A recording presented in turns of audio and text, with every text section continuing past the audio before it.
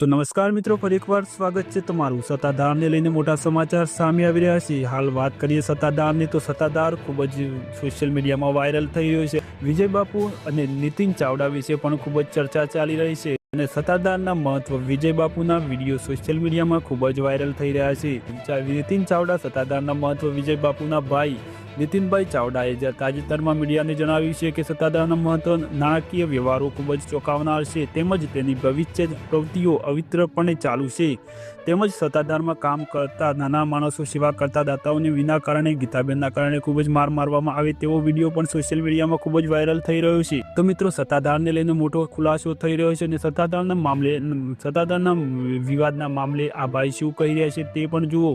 તો વિડીયો જોતા પહેલા આપણી ચેનલને સબસ્ક્રાઇબ કરી દેજો આવા લેટેસ્ટ વિડીયો માટે। તો જુઓ સત્તાધારના મામલે વિશે આ ભાઈ શું કહી રહ્યા છે। નમસ્કાર।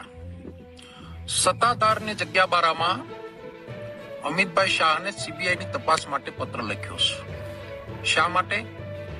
કે વિજય બાપુ જેવા સંત સૂફી સનાતન ધર્મની રક્ષા કરનાર વ્યક્તિ આફતમાં છે ત્યારે છેલ્લા 10 દિવસથી આ સમસ્યાનું કે ઉકેલ નહીં દેખાતા